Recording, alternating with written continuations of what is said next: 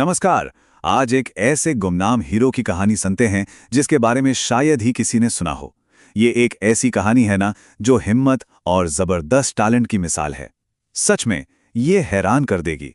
तो चलिए शुरू करते हैं। चलिए जरा कल्पना कीजिए, हम पहुंच गए हैं साल 1922 में। जगह है बोस्टन, अमेरिका। और वहां एक अस्पताल के बेसमेंट में एक भारतीय लड़का फर्श पर पोछा लगा रहा है। उसे अभी मरीजों के बेड पैन भी साफ करने थे। कितनी मामूली सी शुरुआत लगती है ना। लेकिन अगर ये पता चले कि इस लड़के की वजह से आज हम में से कई लोग जिंदा हैं, तो ऐसा कैसे हो सकता है? यही तो इस कहानी का सबसे बड़ा रहस्य है। तो आखिर ये लड़का था कौन? इनका नाम था यल्लाप्रगदा सुब्बाराव। ये इंडिया से अमेरिका पहुंचे थे एक सपना लेकर कि एक दिन बहुत बड़े डॉक्टर बनकर घर लौटेंगे। पर उनके संघर्ष की जड़ें, पता है, अमेरिका में नहीं थी, बल्कि भारत में ही थी। कहानी थोड़ी पीछे से शुरू होती है। चलिए देखते हैं कि हुआ क्या था। हुआ ये कि सुब्बाराव जी के साथ भारत में ही एक बड़ा अन्याय हुआ।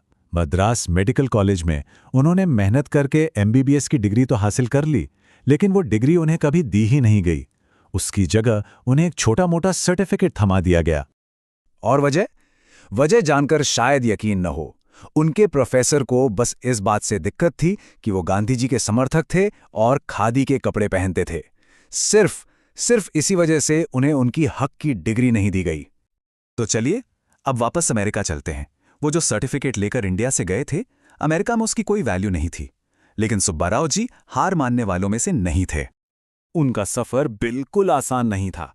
गुजारा करने के लिए उन्होंने छोटे मोटे काम किए, फिर किसी तरह हार्वर्ड मेडिकल स्कूल में एडमिशन लिया, वहां से डिप्लोमा हासिल किया और आखिरकार वहीं पर एक जूनियर फैकल्टी मेंबर बन गए। और बस यही से उनकी असली कहानी शुरू होती है। सुब्बाराव जी ने अकेले ही वो कर दिखाया जो वैज्ञानिकों की पूरी टीम मिलकर भी नहीं कर पाती। उनकी खोजों ने तो जैसे दुनिया ही बदल दी। कैंसर की कीमोथेरेपी की नींव रखी, एक जादुई एंटीबायोटिक बनाया, हमारे शरीर में एनर्जी कैसे बनती है इसका राज खोला, और अपने ही परिवार पर आई एक बहुत बड़ी मुसीबत का इलाज भी ढूंढ निकाला।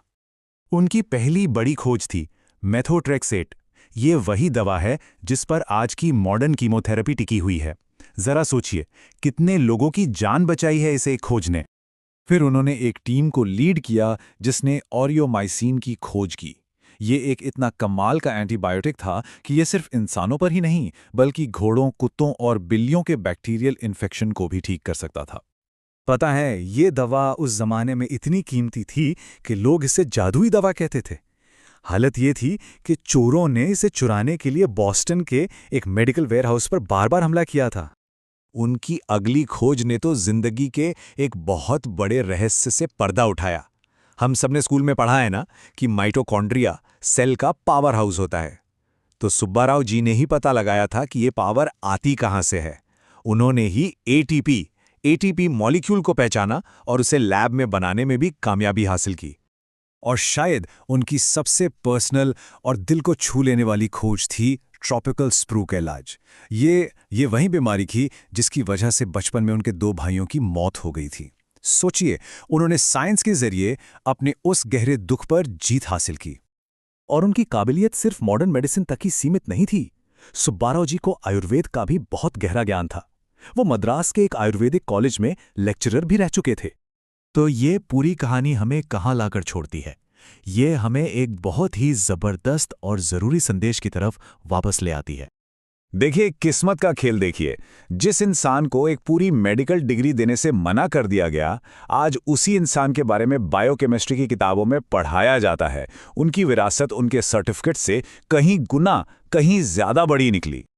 तो सबसे बड़ी सीख यही मिलती है कि असली चीज हुनर है, डिग्री नहीं। किसी की भी काबिलियत को कागज का एक टुकड़ा तय नहीं कर सकता। और आखिर में ये कहानी एक सवाल के साथ छोड़ जाती है। ऐसी कौन सी एक चीज है जिसका किसी के पास हुनर तो है, पर शायद डिग्री नहीं है? सोचने वाली बात है।